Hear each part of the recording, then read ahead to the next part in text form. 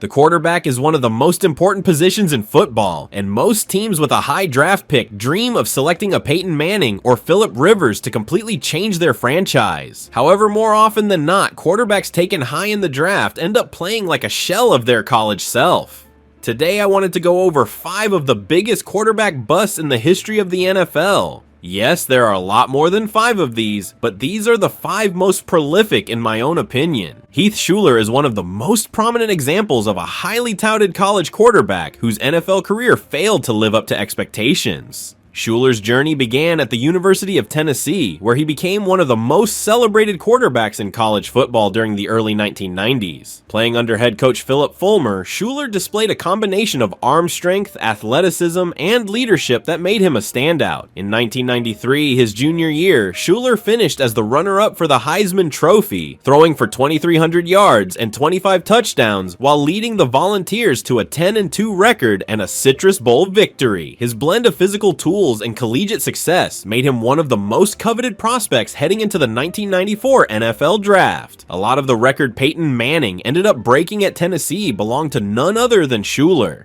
The Washington Redskins selected Shuler with the 3rd overall pick, expecting him to be their franchise quarterback. However, his transition to the NFL was anything but smooth. Shuler struggled mightily with accuracy, decision-making, and adapting to the speed and complexity of professional defenses. His rookie season was particularly rough, as he completed just 45.3% of his passes for 1,658 yards, 10 touchdowns, and 12 interceptions in 11 games. The Redskins finished with a disappointing 3-13 record, and Shuler's play inspired little confidence. While sometimes a rookie quarterback shows flashes of brilliance, most of the franchise's fans thought it would be very difficult to make the transition after how rough his first season was. In his second season, things failed to improve. Injuries and inconsistency plagued his development, and by 1996, Shuler had lost the starting job to Gus Frerotte, a 7th-round pick from the same 1994 draft. The fact that Frerotte, a less heralded prospect,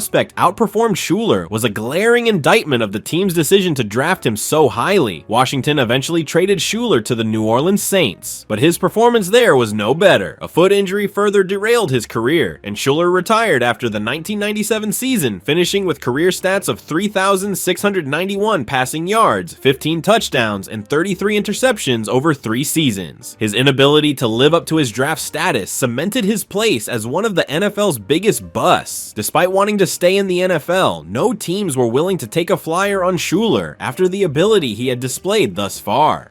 After football, Shuler found a surprising second act in politics. Returning to his home state of North Carolina, he entered the real estate business and later transitioned to public service. In 2006, he was elected to the U.S. House of Representatives as a Democrat, representing North Carolina's 11th congressional district. Shuler served 3 terms in Congress, focusing on issues like economic development and healthcare reform. Despite his struggles on the gridiron, his success in politics allowed him to reinvent himself and find a new form of leadership away from football.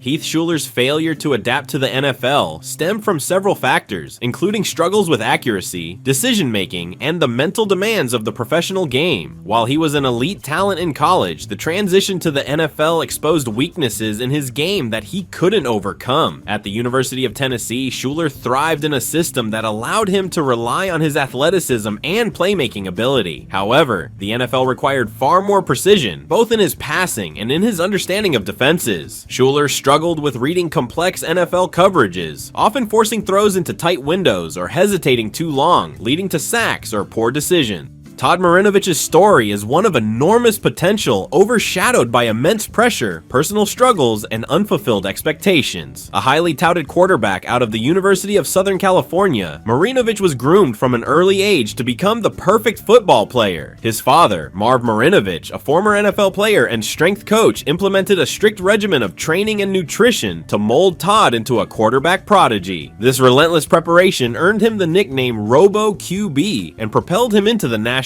spotlight.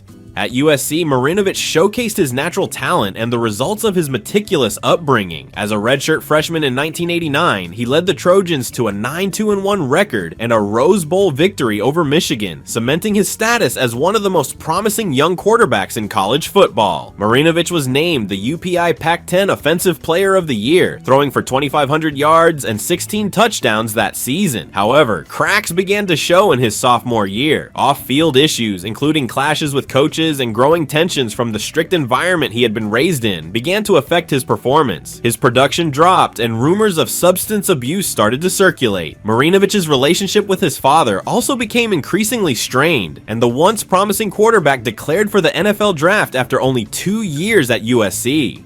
Despite the red flags, the Los Angeles Raiders selected Marinovich with the 24th overall pick in the 1991 NFL Draft. The Raiders, desperate for a franchise quarterback, were enamored by his physical gifts and potential, overlooking his personal issues. Marinovich made his NFL debut late in his rookie season, showing flashes of brilliance by throwing 3 touchdowns in his first start. However, the promise was short-lived. Marinovich's second season was marred by poor play, off-field distractions, and a lack of preparation. He started just 8 games, throwing for 1,300 yards with 8 touchdowns and 9 interceptions. His lack of maturity and discipline became glaringly apparent, and his performance on the field suffered as a result. By the end of the 1992 season, Marinovich's NFL career had unraveled. The primary factor that derailed Marinovich's career was substance abuse. Raised in a hyper-disciplined environment with little room for personal freedom, he rebelled against the control imposed by his father. This rebellion manifested in a dependency on drugs and alcohol that began in college and spiraled out of control in the NFL. Marinovich failed multiple drug tests during his time with the Raiders, leading to his release from the team in 1993. He never played in the NFL again. Beyond the NFL, Marinovich's life continued to be marked by legal troubles and struggles with addiction. He played briefly in the Canadian Football League and Arena Football League, but was unable to stay sober or reclaim his potential. His post-football life included multiple arrests for drug possession and other offenses. Despite numerous attempts at rehabilitation, Marinovich's battles with addiction overshadowed any professional success he might have achieved. In later years, Marinovich sought redemption by focusing on his art and speaking openly about his struggles with addiction and the pressures he faced growing up. He turned to painting and found some solace in creative expression. Marinovich's story has become a cautionary tale about the dangers of pushing young athletes too hard and the importance of addressing mental health and personal well-being in sports. Todd Marinovich had all the tools to succeed in the NFL, but a combination of immense pressure, substance abuse, and a lack of personal freedom ultimately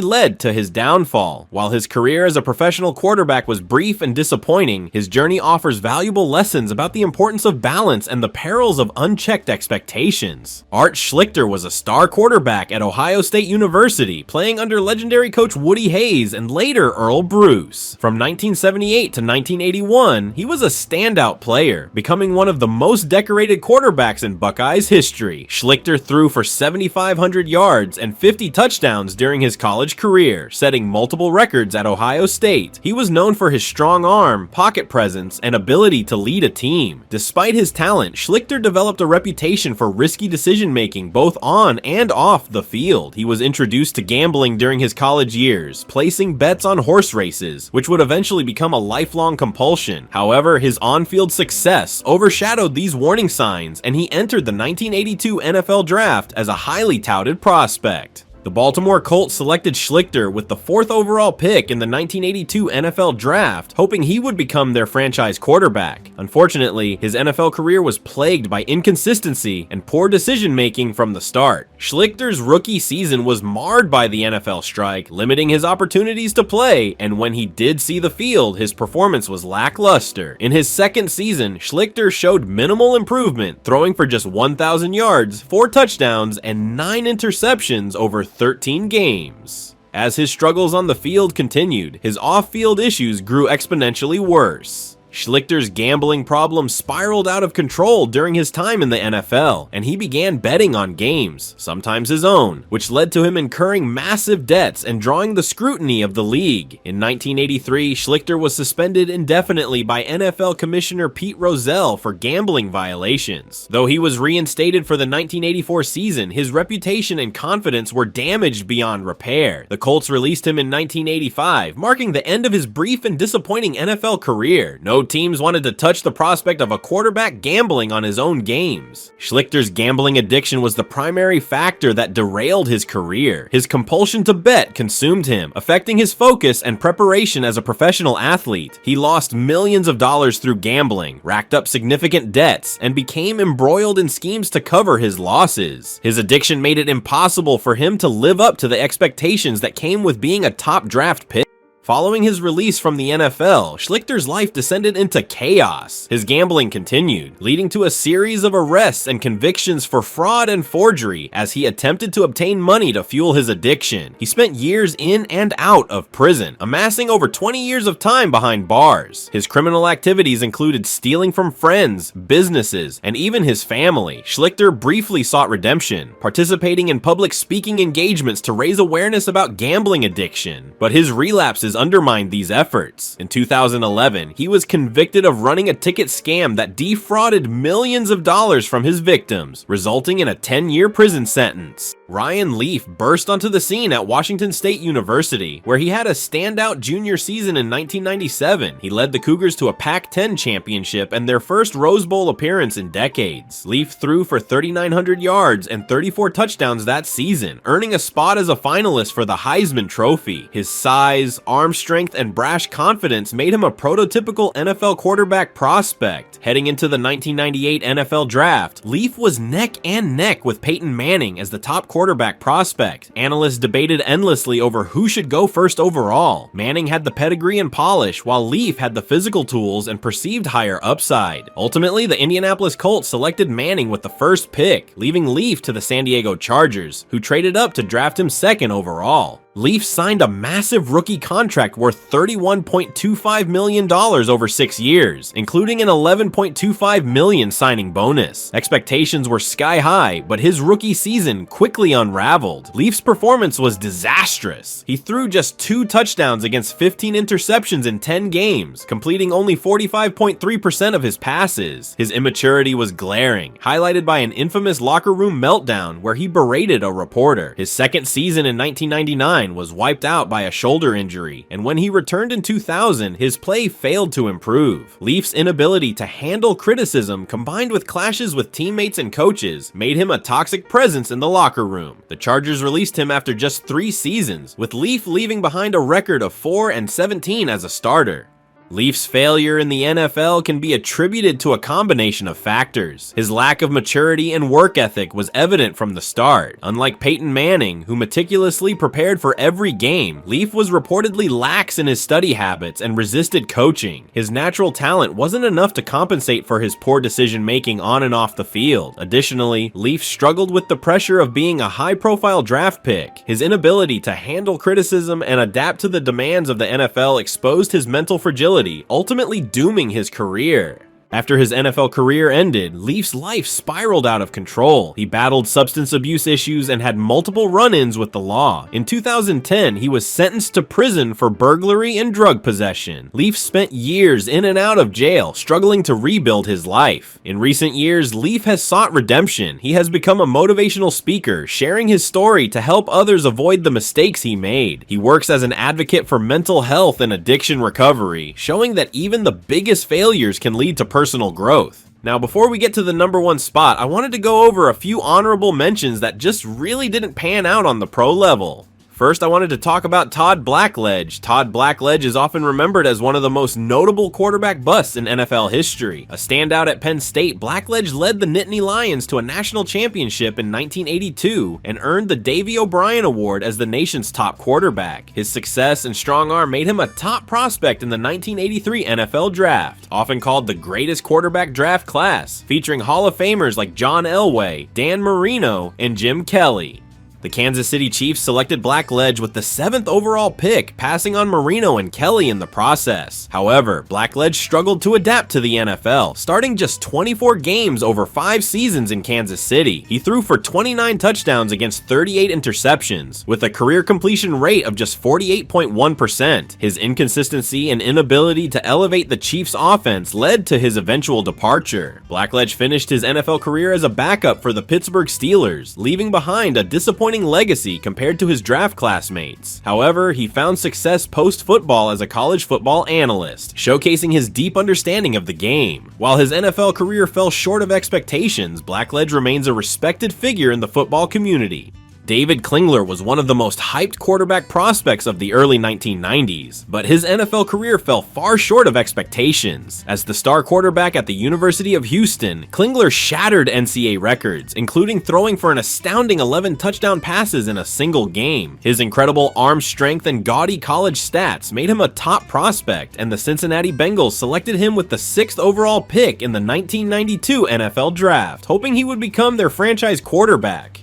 However, Klinger struggled to adapt to the NFL's faster pace and more complex defenses. He was thrust into a struggling Bengals team with a porous offensive line, leading to frequent sacks and rush decisions. Over 4 seasons with Cincinnati, Klinger managed only 16 touchdowns against 22 interceptions and had a low career passer rating of 65.1. His lack of pocket awareness and accuracy issues were glaring weaknesses, and he never developed into the star Cincinnati envisioned. After brief stints with the Oakland Raiders and Green Bay Packers, Klinger's NFL career fizzled out by 1997. Post-football, he pursued a doctorate in biblical studies and became a professor. While his professional football career was a disappointment, Klinger found a new path in academics. Rick Mirer was one of the most promising quarterback prospects of the early 1990s, but ultimately failed to live up to expectations in the NFL. Coming out of Notre Dame, Mirer was highly regarded for his athleticism, strong arm, and poise under pressure. As a 3-year starter for the Fighting Irish, he threw for over 5,000 yards and 41 touchdowns, earning comparisons to Joe Montana for his ability to extend plays and make clutch throws. The Seattle Seahawks, desperate for a franchise quarterback, selected him with the 2nd overall pick in the 1993 NFL Draft.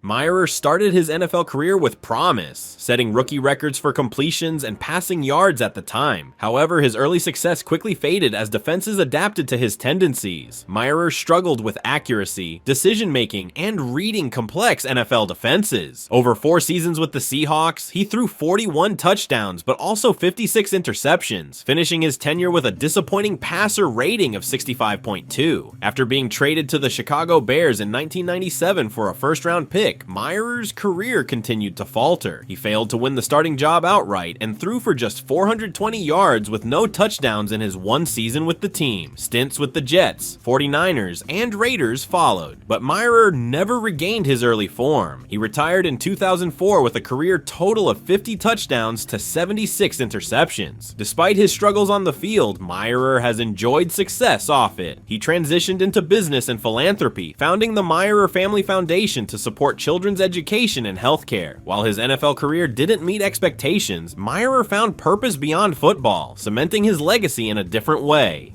Now at the number 1 spot is someone you guys probably all saw coming. Jamarcus Russell's NFL career is one of the most infamous cautionary tales in league history. Coming out of Louisiana State University, Russell was regarded as one of the most physically gifted quarterback prospects ever. Standing at 6'6" and weighing over 260 pounds, he possessed a cannon-like arm capable of launching the ball 70 yards with ease. Scouts and analysts were mesmerized by his combination of size, arm strength, and athleticism. At LSU, Russell compiled an impressive collegiate resume, throwing for 6,600 yards and 52 touchdowns across 3 seasons. His final year in 2006 cemented his place as an elite prospect as he led the Tigers to an 11-2 record and a Sugar Bowl victory over Notre Dame, where he earned MVP honors. Russell's performance during that game and his impressive pro day workout made him a surefire top pick in the 2007 NFL Draft. The Oakland Raiders, desperate for a franchise quarterback, selected Russell first overall. The team, enamored with his physical tools, believed they had found the cornerstone of their future. However, Russell's NFL career began on a sour note, as he held out during contract negotiations and missed all of training camp and the preseason. This extended absence hindered his ability to adjust to the speed and complexity of the NFL game. Eventually, he signed a 6-year, $68 million deal with $31.5 million guaranteed, making him one of the highest paid rookies in NFL history at the time. Russell's rookie season was uneventful. He appeared in just 4 games, starting 1, and threw for 373 yards, 2 touchdowns, and 4 interceptions. While rookie struggles are not uncommon, concerns began to emerge about Russell's work ethic and focus. Reports surfaced that he was uninterested in learning the playbook and lacked the discipline to excel at the professional level. These issues became more apparent as his career progressed. In his second season, Russell was named the starter, but his performance was inconsistent at best. He threw for 2,400 yards, 13 touchdowns, and 8 interceptions, completing only 53.8% of his passes. While the numbers were serviceable, his inability to read defenses and make quick decisions hampered the Raiders' offense. Despite his struggles, the organization remained committed to him, hoping his immense physical talent would eventually translate into on-field success.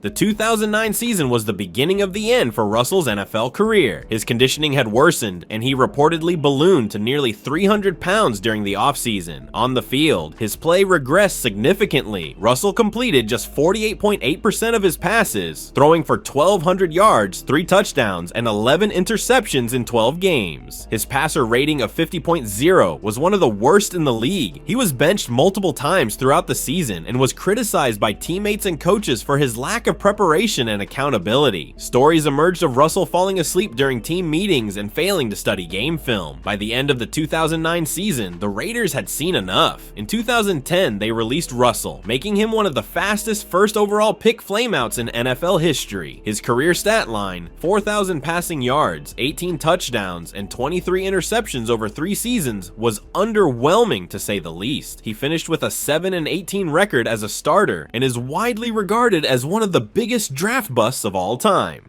Russell's post-NFL life has been a turbulent mix of financial troubles, legal issues, and failed comeback attempts. Despite earning over $39 million during his brief career, Russell faced financial ruin due to poor money management and lavish spending. He reportedly spent millions on luxury items, including expensive jewelry and custom cars. His struggles were compounded by allegations of substance abuse, particularly purple drank, a recreational drug mixture that became symbolic of his off-field distractions. Despite his fall from grace, Russell made attempts to revive his NFL career. In 2013, he reportedly lost over 50 pounds and participated in workouts for NFL teams in an effort to prove his dedication. However, no team was willing to take a chance on him. His lack of success and tarnished reputation made him untouchable in the eyes of most organizations. Those are just our 5 biggest quarterback busts. If you enjoyed the video, be sure to press the like button and let us know in the comment section down below what you thought of the video. We are trying to hit 10,000 subscribers this year and would really love your support as we try to make it happen. Thank you for watching.